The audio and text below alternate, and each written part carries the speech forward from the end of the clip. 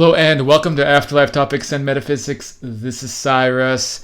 Taking a little bit of a break recently, so as you can see, I haven't made any videos since the big Jurgen interview. Sort of intentional, also because I've been busy with a lot of bookings with personal private coaching.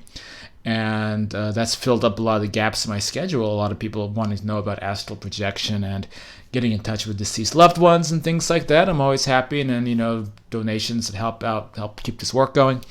But so yeah, I've been a bit inactive, and I wanted to jump back on the wagon again and talk about some interesting subjects and things out of the group. And in today's video, we're talking about why it is irresponsible for mediums to specifically say these things to clients, and how I do see this come up again and again in certain corners of the esoteric world, and it almost without fail causes some level of pain with the client, even if it doesn't arrive until later on, and then the client thinks about what the medium said, and they're like, hey, that really sucks what this medium told me.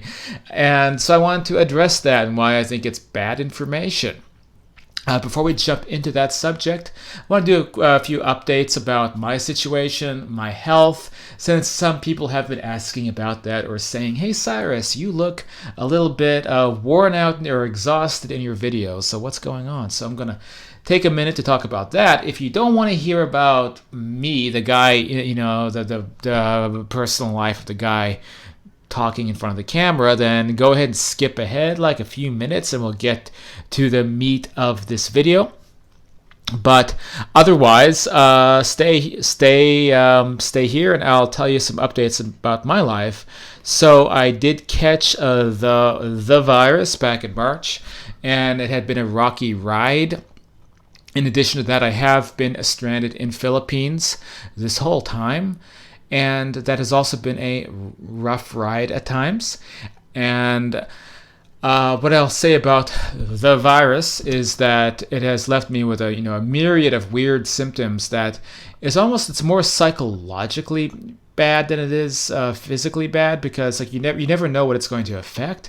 So it's affected everything from my hearing, when it manifested like in my inner ear, to changing my heartbeat, to stomach problems, chest pains, and lots of weird neurological symptoms, pains in fingers and toes, and a lot of stuff like that. And many people I've been speaking to are dealing with the same symptoms. Now, do I think that these symptoms that myself and so many are experiencing are dangerous? Is this going to be some Armageddon when all these weird, what do you call it, chronic symptoms end up knocking all of us out? I don't think so. I think it's more annoying than anything else. It's like a virus that's operating a bit more like a computer virus. Like it's like your body's version of malware. It just gets into everything, and your body it takes an especially long time to kind of clear it all out. And I don't think there was many reports of people being infectious at this stage. It just doesn't seem that way. It's just a matter of your body, there's like traces or remnants that just keep hanging out in different parts of your body, and it activates but I think probably immunological responses, and then that's what the real issue is. I have been taking a prednisone steroid, and that seems to knock the symptoms out, but I don't keep taking that drug because it's also that drug is a bit dangerous as well. The point is, though, dealing with all that has left me exhausted. It has left me feeling, well, for one thing, I get physical fatigue every day, and then if I'm popping prednisone, that comes with side effects too, and then I have the stress of the situation. So I'll be going on 4 months now in Philippines, and I'm happy to be here, and I have a girlfriend here, and I have a life here in Davao, and there's part of the stress is actually leaving that life behind to go back to the USA, but then the other half of that stress is I do want to go back and be back in a culture that I'm used to, and be somewhere peaceful that I can recuperate and get my body back into good health again, and be able to relax and work on this stuff and all of that. And so I really want that as well. But then it's been really rough getting out, because the whole country has been in complete lockdown, like almost nowhere else on the planet outside of possibly China. And as a result of that, The city I'm in teeters between recovering a bit and then going into like martial law. Like I was just in the downtown section the other day, and there were military troops on the streets barking orders at us, just for standing too close to each other. Trying to control everything you do. You have the curfews, alcohol is banned, so much. I could, of course, do a whole video about just how bad and crazy the situation is in Philippines. It has improved to the point where I can go to restaurants and sit down. And yes, some of you guys are worried, am I still contagious? Well, I'm wearing masks and I'm being extra cautious, and I don't touch anything. I just presume I could leave something with my fingers, and so I'm constantly sanitizing my hands and being extra careful. But I have to get out of the house sometimes to be able to not go crazy and walk around the shopping mall or whatnot. And and then of course the whole procedure in Philippines for dealing with people who possibly are infected is really, really bad too. And that was another source of stress, because early on, I went to a doctor when I was having the symptoms, and I spilled the beans about everything that I'd been experiencing.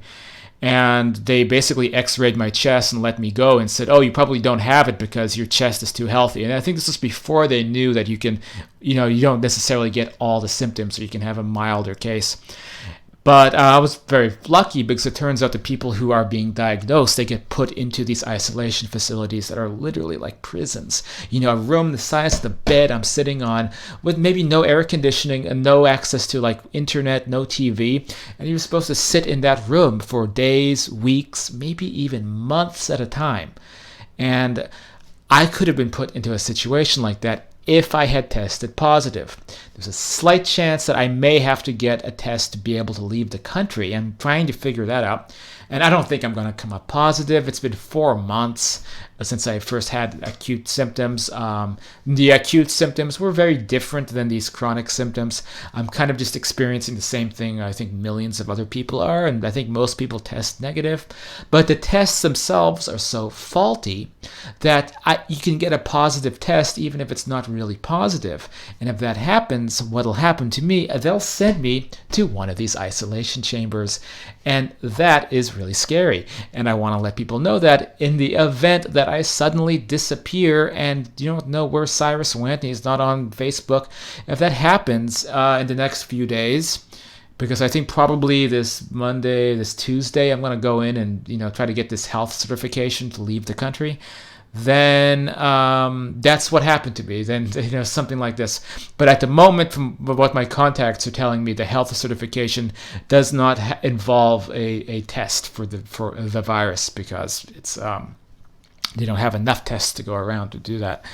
So that is another big source of stress. So I'm dealing with the stress of leaving Philippines, the stress of hoping I leave Philippines, the stress of feeling fatigued every day, having weird symptoms, not knowing what other manifestations going to happen. I've actually had possibly some hearing damage when I was having inner ear problems related to this. That's very stressful. That I'm going to have tinnitus the rest of my life now. So a lot of these different elements weighing on me, the stress of the situation that I'm in, and I think it does come out, and I try my best not to look exhausted, but a lot of the times I really am exhausted. To kind of top things off, I'm getting out of the country on the 17th. They keep canceling my flights out of the city to go to Manila.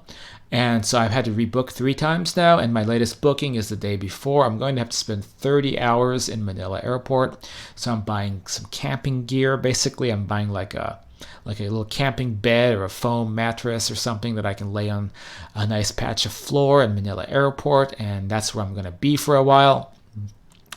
So on one hand, I'm not looking forward to that, but on the other hand, maybe it's better I'm doing that so I have some time to recuperate and prepare for the 13-hour flight back to the USA.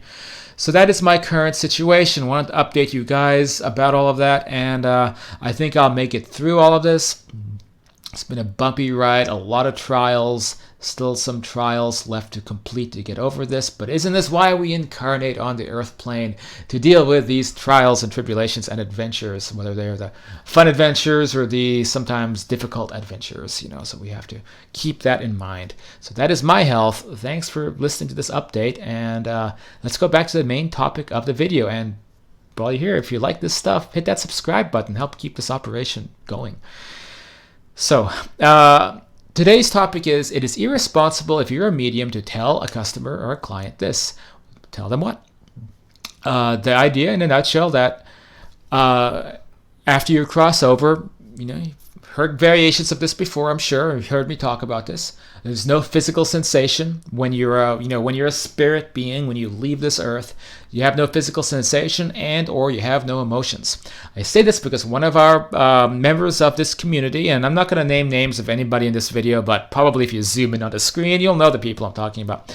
But anyway, so she was basically saying that she was told this by some pretty influential people, especially on YouTube, about the conditions that you go into when you cross over, exactly what it's like. And people continually get this wrong. You may be asking, how do you know what's wrong and what's right? Well, the answer is, you can study NDEs, you can study OBEs, you can have your own OBEs, you can have your own after-death contacts, you can ask deceased people specifically about that and get specific answers about what their world is like, what things they do, and how is it different from here. Then we can even go into the metaphysical, higher metaphysical level and think about, how does existence operate like this? Are we looking at different frequencies of existence?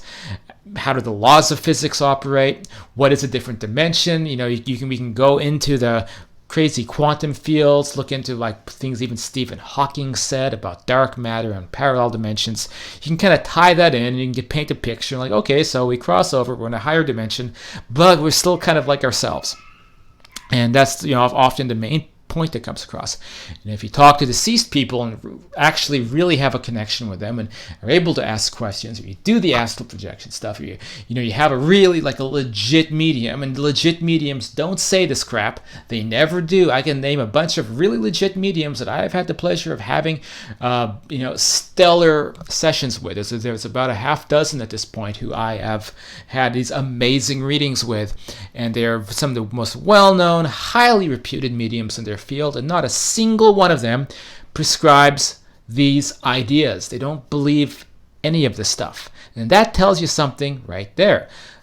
What tends to happen is that the kind of, I hate to say it, but sensationalistic mediums, maybe sometimes even fake mediums, trying to make a name for themselves, kind of parroting what other people say, they come up with these ideas, or also people with a kind of a dogma or a belief system to push, whatever it may be. So some combination of that leads to mediums telling customers, because oftentimes a client to a psychic medium will ask things like, what's my Johnny doing now? And then they will say, your Johnny is floating around in a sea of love and light. And they'll say, well, Johnny really loved painting. Is my Johnny still painting? And she'll say, well, you don't have arms in the afterlife because you're just floating around, but you can imagine painting. It'll feel like when you were painting. Like, okay, well, that doesn't sound like something my Johnny would like very much. And they say, well, my Johnny really loved hiking. And they say, well, you don't have feet and you don't have physical sensation, but you can look at hills and forests and you can feel their essence. And so what's going on here? Well, a medium who says things like that, what they're doing is they're making up ideas, because they haven't wrapped their mind around that the astral planes can be real and physical just like this world. If you do the astral projection stuff, you'll know this. That's what makes astral projection exciting, is you can be on that side, you can have the same physical sensations you have here, doing things like drinking alcohol and getting tipsy with a bunch of friends and, your deceased grandpa, and that's it's things that you can do in the astral state. But a lot of these people making names for themselves, they don't actually know so much about what this other side can be like, and so they limit it and think that they're like going to some enlightened level of consciousness by saying these things. But in reality, all they're doing is creating grief and anxiety among their clients. It doesn't sound like such a great thing to be in a state where you have no physical sensation. As for the no emotion stuff, I find this even more peculiar, and it has also been something that's been reported to me that certain mediums, certain YouTube stars have been telling people about the other side. That when you cross over, you are now like this kind of glob of light love stuff, and you don't have any other emotions. You don't experience any of the things that we experience here. And so they'll say, oh, they don't experience anger there or sadness. And then you can flip that around, or passion for things. It's like, if they don't have passion for things, what are they? Because passion is the driving force of life, to be passionate about something.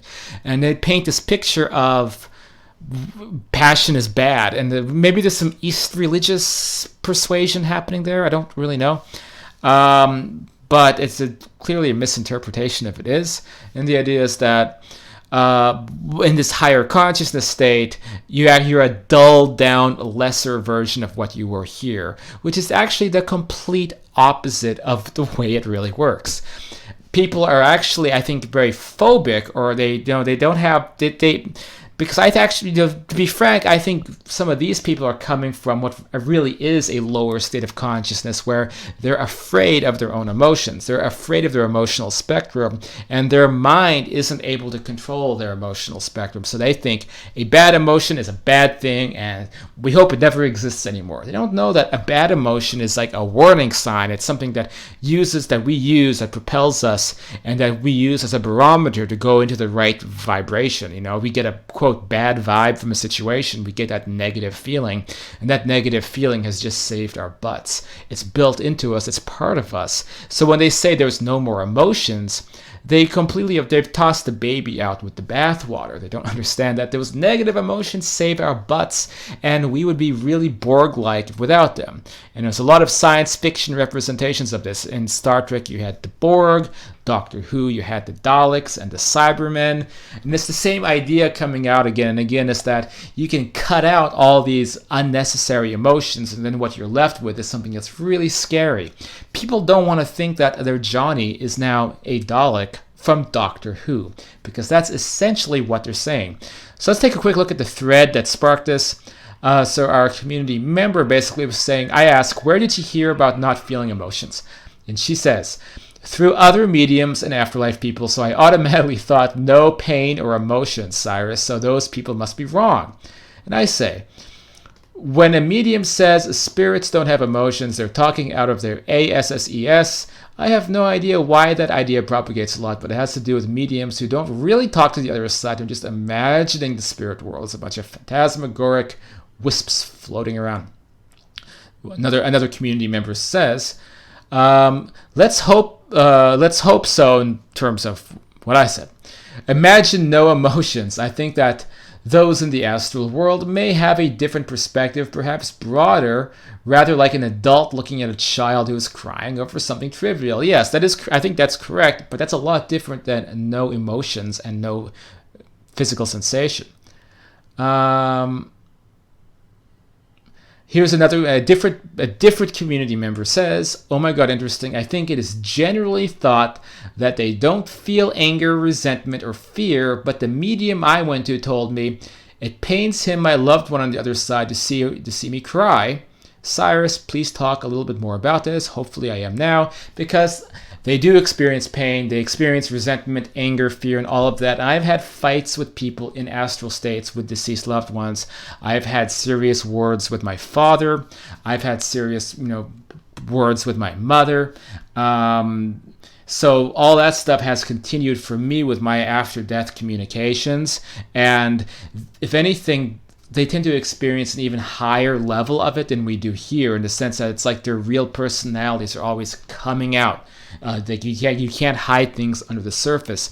I've seen it as like the personality that you knew here amped up, tenfold, and that's what it's like interacting with your loved ones on that side. It's very interesting. I've seen zero evidence, whether that's after-death contact through my own experiences, through powerful mediums. I've never seen any evidence of not having the full array of emotions as here. The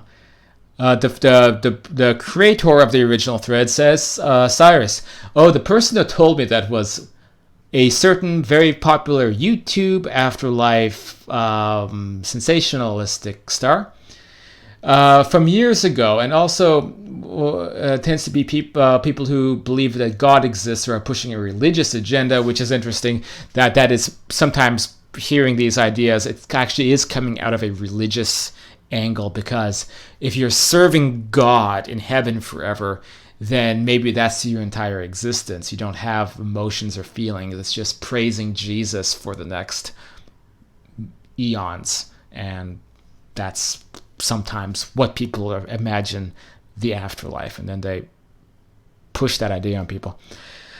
I know for a fact that they feel emotions now. Been through it myself recently. I spent days crying because her deceased partner was crying. Thanks for correcting that. Okay. So basically, it's rehashing what I said here. It's comforting to us. They think it's comforting to say that they don't feel emotions, but as soon as you apply critical thinking, then it's not comforting anymore. Somebody who, I'm sorry to be a bit disparaging, someone's not very smart and they receive a reading and they say, oh, your Johnny doesn't feel emotions anymore because he's a spirit. Like, if you don't use any critical thinking, go, well, that's good. I'm glad that my Johnny doesn't feel any bad emotions anymore. That's good. But if you are using just a little bit of your higher thinking power and you hear that, you might think, well, wait a second. So my Johnny is basically a Borg or a Dalek or a Cyberman. Like, you'll put that together, and it's no longer such a comforting idea. Once you think that your loved one is now like a lobotomized version of what they once were. So the medium, because the medium themselves might be kind of on the stupid spectrum, they don't quite understand that they're maybe talking to somebody who is going to interpret this in a very different way. Another contributor says, I have had a few encounters with loved ones who have definitely had feelings, if anything, more intense than we are capable of. That's what I said exactly. They can certainly feel unbridled in a way of joy and happiness, where we would be as life forces if we didn't have love and compassion. The ancient Greeks may have taken the notion a little far with their gods feeling anger and revenge, but only because the roots of negative emotion are born of ignorance and a lack of understanding. If you feel compassion, you cannot fail to be moved by the human condition. It is possible that the lower astral states that Cyrus talks about are mired in regret and unhappiness, but I have no personal experience of them. And we understand from studying, great spiritualist works and OBE works and such, and even some NDEs about those lower astral worlds, entire worlds, that may be clinging to an emotional energy. And we learn that emotions are an energy system. There's almost like an endless variety of them, and a spectrum that's built upon the energy system of anger. Be a very angry place, a lot of very angry people. Another contributor says, someone once said that the earthly plane is the place of learning because you have the wildest range of emotions here, but the other planes do not have certain emotions, but are not as varied, and certain emotions are more prevalent depending on the plane of existence. That makes sense to me. Why not? I mean, I also think if you're in a really idealistic, perfect environment, it's just not going to be the same level of drama and problems, and so you're not going to have an opportunity to get angry in that world. Nothing's going to make you angry. Maybe you need to get angry. You need to come here to discover that part of yourself. But again, not the same as people on the other side are phantasms going around with no feelings or thoughts or emotions. Let's see. And so this continues. There's a lot more on the thread. Actually, someone is bringing up Leslie Flint, of course. I've listened to some Leslie Flint's recordings, which are free and available to anyone. The spirits say that once you cross over, you're exactly the same as you were 5 minutes before. It's still you. Then you work, you learn, you evolve, but they still have the emotions, and they can even feel our emotions through the power of thoughts. I haven't been to the other side. It makes sense to me, and it makes sense to me also. And they can feel our emotions, and they will feel our pain, our crying. And I'll tell you something, I do that here if I'm very close to somebody, if it's a relationship or a family member. as soon as they have a negative thought or things turn negative, I feel that immediately, and I'm right 100% of the time.